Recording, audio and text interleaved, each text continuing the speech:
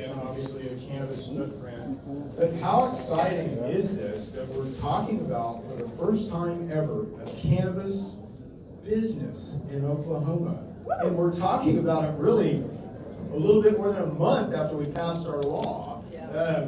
Ask Arkansas what that's like, right? So we did some good things in the law, and the way that we wrote the law, we were able to basically put some drivers and mechanisms. I'll tell you I'll give you a little bit of an update on legislatively, kind of what's important and what's not, and what's happening now, and I'll give you a little bit of an update on what's going on with the Oklahoma State Department of Health in a second. But interestingly, I would say in the two major meetings that I was in last week, one with the legislature and one with the State Department of Health, both of them asked, and I think the governor even came out with things about the timing, of our law. They said, why did you put those tickers in? Well, guess what? Because of this meeting, and we're getting ready to turn up in a month, right? So it's a hammer. It's a hammer. And why is Arkansas, suffering through everything that they're suffering through is because they didn't have those timings and limits in their law. They didn't force the issue like we do here. So it's very, very important. But let me real quick give you an update legislatively first. So you guys have seen this whole special committee thing that they got going on, and in a way it's really cool, if you're kind of into politics at all. It's kind of historic in Oklahoma. I mean, we don't have very many Senate and House, which they call bicameral, and then Republican and Democrat, which they call bipartisan meetings of the legislature. And they're really doing it over our issue, and that's kind of cool, in a way anyway. But anyway, those meetings really, they're gathering information from our community. They're trying to figure out, what they want to do next year, the year after, how they're going to regulate this, how this is going to go. But they don't really have much power right now in this situation.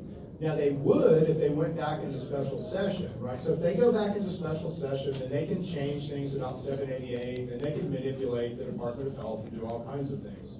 But right now, as this committee, really about the only power that they have is, they could write a letter, to the governor, they could do things like that. But they can't really initiate any kind of change to affect anything about 788.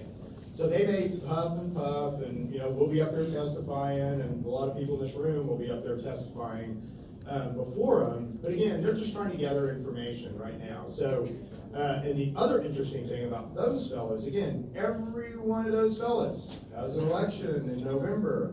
I don't know about you guys, but man, I'm feeling it. There's green power going on. Yeah. I really do. And if you think about it, 43,000 people voted only for 788 in the last election. 5% of the people that voted yes didn't vote for one other political candidate or one other issue. They only voted for 788. That's right. Well, political pundits will tell you this. They'll tell you, those people will never vote again. Well, I talk to those people every day. So does John, so does Chris. Yeah, right. Absolutely, those people will vote again. Absolutely. So, we're going to green the vote. And, marijuana or cannabis might not be your biggest political issue, but it is mine. And again, I don't say this much because, again, we're a very unified organization, but I'm a Republican. I voted for Trump. I gave Trump money in 2014. I'm a MAGA guy. And I don't say that much, because I don't want to divide anything, but I'm going to vote for Drew Evanson for governor. That's kind of a hard one, really, for me. It really is, but I'm gonna, because he's the only green candidate.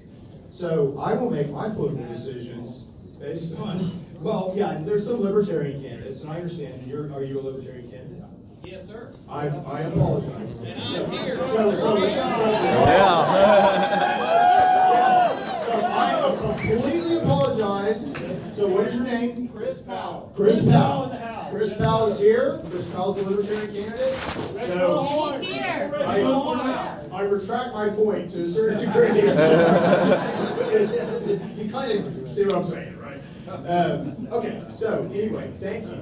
Appreciate that, and I apologize. We will have a voter guide, and we absolutely will feature you in that voter guide. Again, anybody who is a pro 788 pro-cannabis candidate, and now 797 candidate, then absolutely. By the way, do you guys know that Green the Vote reached their threshold to get recreational marijuana on the ballot?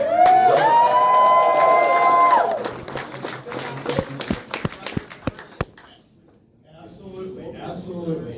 And again, so will Green the Vote make the ballot this year? I mean, that's hard. So we got Heather Fry over there predicting no. She's a CPA, so we'll put your odds on that, Heather. No, Please, but we will make it to the ballot.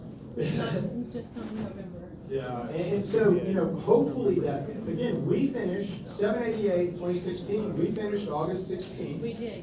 We could have made the ballot if we weren't challenged by Pruitt. So I'll just give you that little bit of data, and again, hopefully Green the Vote will, run with that. Okay, so let's go back to 788 real quick and regulation, because we're all interested in business, and you can't really have a business in the cannabis world without some kind of regulation. You have to have structure to structure a business around. So where are we with actual regulation? So our actual regulation rests with the health department, right? And we got, screwed there, so you guys have heard all that you want to probably about that. But I will tell you this, we started negotiating with the staff of the health department right after the vote. Yeah. We've had great relationships with the staff of the health department, okay? And, granted, part of that was with Julie Uzel, and she's not there anymore, but definitely still have relationships there. So we've been back channeling this all along, and we had a really good meeting with Interim Commissioner Bates and his major staff last Thursday. And we literally sat down and we redlined the entire, thing that was signed by the governor, regulations, all right? We redlined that according to the AG's, Attorney General's recommendations. You guys have seen that letter. And part of that is reflected in the draft that they put out on Friday. But there'll be another draft either tonight or tomorrow. And that draft should have some additional changes in it that we got in there hopefully Thursday. One of the big changes that we hope that we get, again, one of the arbitrary capricious things that's in there now is the testing standards. And it's a little self-serving of me to say this because I'm interested in testing, but they put in the California testing regs. If you talk to industry people around the country, they'll tell you that absolutely the worst regs in the country as to testing are California's. It's 50 heavy metals, and it's costing $2 million probably to set up that lab. So we're trying to get them to swap that out for reasonable testing standards. Illinois has very good testing standards that are protect consumers, and that's what we're about, but also are not egregious to the industry. So that's what we're trying to do. But it's looking very good, and even now it's workable, right? It's a very workable structure, and it really is pretty reflective of, I would say, what we intended under 788 now. But it can be a little better, so we hope to get it there. So anyway, that final set of regs will be out Monday or Tuesday. Their board will vote on those regs Wednesday. That will be the rules that we operate under until probably next legislative session, or until the legislature decides to monkey with things. So we're almost set. We will be set on Wednesday, and regardless of if they're perfect or not, we will have a set, workable, group of regulations that you will know how to basically build a dispensary under, or build a grow under, or build a process under. And that's really, as business people, that's what we want, right? We want structure. All right, so how many of you guys, how many people in this room are thinking about growing? No, this is good, this is good. Okay, so put your hands down, that's great. So how many people in this room are thinking about dispensing? Very good, so that's nice. We got nice supply, we got nice market. How many people are thinking about processing? Very good, very good. Okay, very good, very good. How many people thinking about testing? Even better. Yeah, good for you. Yeah. Yeah. So this is whole clause about disposal, waste disposal. That's the business I want to be in. Right? Yeah. So how many of you guys are working on business plans? Everybody working on a business plan? All right. So what are you putting in for market cap? Let's hear market cap. Give me a market cap. 100 million. All right, that's a good number. All right. What, anybody going higher than 100 million? Okay, so we have any accountants or business development folks or anything? Probably, Heather, yeah. So let's talk valuation. Let's start talking market cap for a second. Because you guys, if you're not doing business plans, you probably will be doing business plans. So I think this is kind of important data. So what we're doing, we've always looked at this market, the Oklahoma market, we've always looked at it about like the New Mexico market, okay? So, you know, in our business plan, we're using half of what the New Mexico market is, which is 40 million, all right? So that's how we're looking at this market right now, and that's what we think probably it'll do in 2019. But that's very conservative. So let me give you an alternative view. 500,000 people voted for SQ 788. So let's be conservative and let's say 20% of those people got their medical cards. So that's 100,000 people that get their medical cards. The average, and this is you can look at, the average kind of spend for a medical patient a year is about $3,000 a year. So those metrics would lend to a $300 million market. Yeah. So we got a delta there, 40 to 300, but you know it's going to be somewhere in there, probably. Yeah.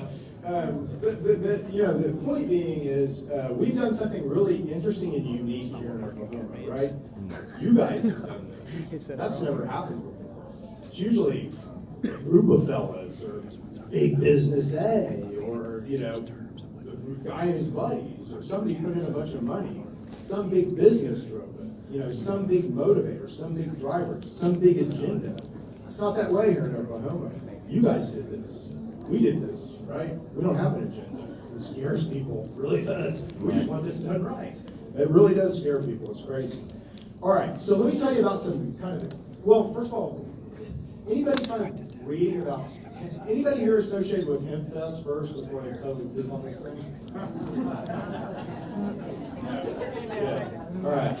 So one of the things that, you know, we want success stories here in Oklahoma. And it's really kind of up to us whether this thing succeeds or fails. But it's the Hemp Fest that's been advertised is not, I think they have 5 vendors and, you know, they don't have a plan. And, you know, you go out there and camp, but there's no diagram. And you know, we sent in a thing to be vendors and nobody called us. Hell, I even said I'd speak. I was showing to speak. They're like, nah, you know, nobody called us. So I don't know the kind of feedback that you guys are getting on that, but it, you know, I don't know, that might be one to take a pass on, I just say. You know, it's not looking like that's going to make properly and be something that, you know, as a trade organization, maybe we really want to get behind this. But that's up to you guys. I just tell you the data that I'm getting is that is not very well organized or very well planned. And Snoop may very well show up. Right. They have told people to put tape over the Cheech and Chong things on the posters, so we'll tell you that. But Snoop may show up. Anyway, just a little bit of information on that. All right, so one last thing. I just want to talk to you guys about a concept a little bit. Again, nobody has driven this, right? No big business. We don't have, you know, nobody's saying, here's the way you need to roll up the trade organization. Here's the way you need to do this. We do it our way. So, what are the major problems that industry really has had when they've turned up in other states? You know, a lot of it is supply, right? So if you're a grower and you get all locked up with a dispensary and, you know, you get in some kind of secret contracts or something and, you know, you're honoring your deal and that dispensary can't sell everything that you got, you know, and all the other dispensaries have already got their contracts, you're screwed, right? If you've got the product you can't sell and, you know, what's going to happen? Same with a dispensary. You know, if you just open if you open a dispensary and you don't have a relationship with a grower, you're not going to think twice about that, right? So for all you guys, growers, dispensers, raise your hands, get to know each other.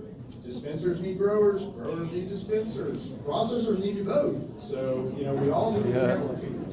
But again, if we have a chance to do things different here. So the way a lot of this goes in like Washington, Oregon, Colorado, is groups will get together and they'll have their own little private deals. And that's not so bad, but we can begin to do things right here in Oklahoma. Oklahoma. So I'll give you just a for instance. And again, I'm not proposing this as an idea, but I'm just, we might think about this. I mean, do some kind of brokerage or, you know. The co-op in California. Yes. We work at co-op in California, that's how we And- Oakland and San Francisco. Yeah, and that's exactly really what I would propose, is something like a co-op, where we determine basically what's the proper price per ounce about. What's the proper price that's going to help patients, but also establish growers and help dispensaries and be the proper metric. And we all put this in our business plans anyway, right? So let's just, talk about it. So what is that price? I mean, I don't know, is it 150 an ounce? Probably somewhere in there. What is that, 175, depending on quality? What does that lend to a pound? Well, that probably lends to somewhere between 1,000, 1,500 a pound. Does that keep everybody happy that's growing? Hell yes, I think we all like, 1,500 a pound in your models, right? So that kind of thing. But again, we can do all that in this room, right? So, we either do it through some kind of mechanism, maybe on the trade organization, like have some kind of bulletin board posting co-op thing, or we talk about it. But I would suggest that we be open and upfront about that. Don't try to, make backward deals and stuff. Let's just all talk about it. Because again, so we're not doing anything illegal anymore. We might as well talk about this stuff. And we've got growers here. We've got dispensers here. We've got processors here. We've got the ecosystem in this room. So let's kind of talk about all that. Talk about that amongst yourselves. Hey, Chip, I think we need to ask the room how many people have industry hands-on. If anybody in the room has worked in a dispensary, those are the people that we need to bring to the tip of the spear and ask these people for their education.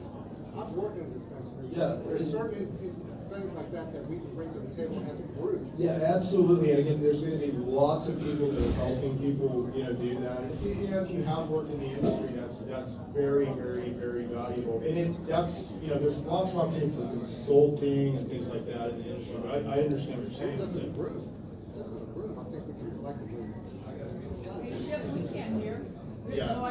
So he's asking, how many guys in the room have worked in the industry before? In a dispensary, how many raise their hands? In a dispensary. Like 1, 2, 3, 4, 5. So I mean, we got a handful of. So there's some good industry experience, which I'm just pointing out here. So, and then that's good. Okay, well, I'll just sort of wrap up here. But I want to thank everybody. First of all, again, I can't say this enough. If you sat a booth for $7.97, $7.96, $7.88, it doesn't matter. If you got one signature, if you signed the petition, if you helped us in any way, if you gave $1, if you gave $5, you did this. You did this. And you own this as much as anyone else in this room. So, thank you. It wouldn't happen without you. Thank you. All right, Chance. Oh, question. All right. Do we want to do that, or I'll take one question. One question. All right. Noticed a lot of grow hands stuck up there, so and I haven't seen it anywhere when I've been watching everything I can. Just about is anything about outdoor grow? About what? Outdoor grow. Oh yeah, outdoor grow definitely back in, and that is definitely back in. Now the only nuance there will be fence and security, right? And what we push for in the room, and Chris, Uncle Grumpy is pretty, instrumental in doing this. But if you're a certain distance away from a road, then potentially you would not need that security fence. But again, if I got 5 million in the ground, I don't want my AKs or my fence. Right. That's the other thing. What about our guns? Keep it going. Yeah.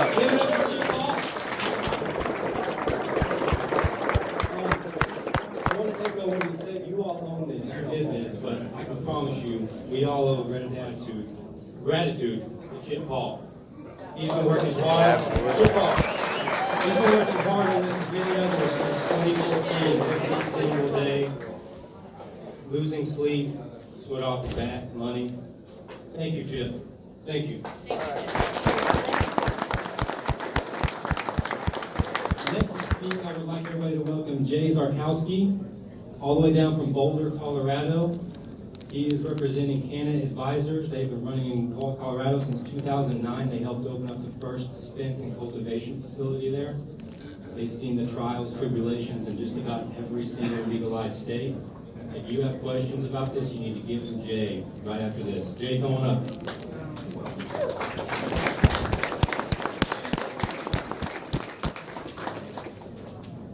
Hi, everybody. Hello. All I can say is, wow, I'm curious, I'm more of a walk-around guy. And when I was asked to come down here and maybe speak tonight, I thought, there'll probably be 20 people sitting around a table. We'll talk a little bit about the industry. This is just amazing to see this level of interest.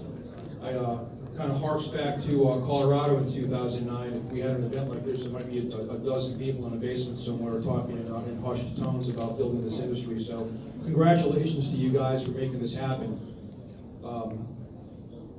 I have a confession to make first before I get started. My wife and I, about 8-9 years ago, kind of bet on what would be the last state. Get down. And I was thinking Oklahoma for sure. So her bet was Kansas, and I think she might win. What'd you lose? What was the bet? I'm trying to remember that right now, actually. So my name is Jay Zarkowski. I got into the industry in Colorado back in 2009 with my wife, Diane. We opened up one of Colorado's first dispensaries, several grow operations. This is back before Colorado even had regulations, before licensing. It was the Wild West. So that was our first endeavor into the space. Fast forward to 2018, we're serial entrepreneurs. We've started a number of companies across the country. I think we've done work in 29 states at this point. Oklahoma's going to be number 30. My number one day job is consulting and services company called Canna Advisors. We do a lot of license work. We build facilities. We're also investors. My wife and I will invest anywhere from 3 to 6 companies a year. I'm one of the early members of the ArcView investment group. And more importantly, you know about us, we're advocates. We understand the importance and our responsibility to help build this industry that we expect to profit from. We have a saying at Canna Advisors, and it's working in the cannabis industry is a lot like flying a plane while you're trying to build that plane. So, welcome everybody. Good luck with that. So when I first started tracking Oklahoma, probably earlier this year, I was like, man, that is a liberal medical bill. That is wide open. And I started, kind of trolling some of the sites that were against it. I'm like, well, I see their point. It is pretty wide open. And I think it's great. You got a population of 4 million people here. Colorado only has a population of 5 million. And in Colorado, we have millions and millions of square feet of cultivation. We have hundreds of dispensaries. We have hundreds of businesses that manufacture products. So I wanted to talk about some of the opportunities that I think we're going to see, some lessons to be learned as well that I've seen over the years. So first, cultivation. It's not about growing and selling a bunch of weed, I can assure you. With a wide open program, it's going to be important to focus on processes, to focus on cultivating a good product, a clean product, and that's the hardest part, a clean product that's contaminant free. Even building a brand that people trust, a brand that people seek out. I was in California last week, and all I heard about was this brand of flower that's supposed to be so good. It's called the Jungle Boys. Where can I meet these guys? Processing and manufacturing, the same thing. When I got started in Colorado in 2009, I think our first manufacturer that my dispensary bought product from was this guy named Benji. Benji had dreadlocks down to his butt. And he'd show up at our dispensary every couple of weeks with just a big tub of kind of like chocolate cups, little like Reese's peanut butter cups. There was no labeling, there was no packaging. You had no idea how many milligrams of THC it contained. The only way we could find out was by doing a little test and seeing what happened. And those days are certainly over. There's a lot of good brands being developed on the West Coast, and I gotta believe there's some smart people here in Colorado, some smart people here in Oklahoma that can absolutely figure out how to build a good brand, a good product, and most importantly, a brand that people trust, a brand that people are loyal to. Dispensaries, same situation. There's some, even today, 9 years later, there's some lousy dispensaries in Colorado and elsewhere and there's some really nice dispensaries that, you know, people want to come to, with a trusted brand and a positive customer experience. And I'll leave you with this. Not everybody that gets into this industry in Oklahoma is gonna win, and that's okay. I can tell you that a limited program is typically better for my business, but I will always stand up for an open program, because I believe no one has this figured out yet. And every smart person with an idea that wants to work hard absolutely should have a chance to not only thrive, but profit in this industry. But again, not everybody will, so I would say work smart, work hard, and work with each other. There's definitely enough to go around. So I wish everybody the best of luck. Thank you.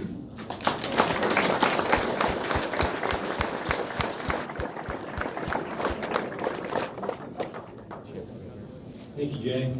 All the way from Boulder, Colorado. Like I said, they have a lot of experience in the industry, okay? So if you have any questions, please feel free to utilize him. He'd be more than happy to answer them and work with you going forward. Anybody want to hear a lawyer talk?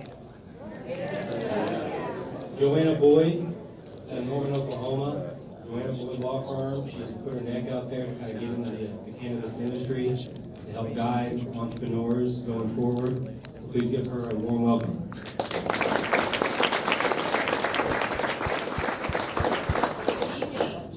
I'm not the extemporaneous speaker that Chip is, and Jay's pretty hard to follow also, so I'll keep it pretty brief. Obviously, we are all here, and I'm blown away by the diversity and the variety of people that are here, but we are here because at some level, whether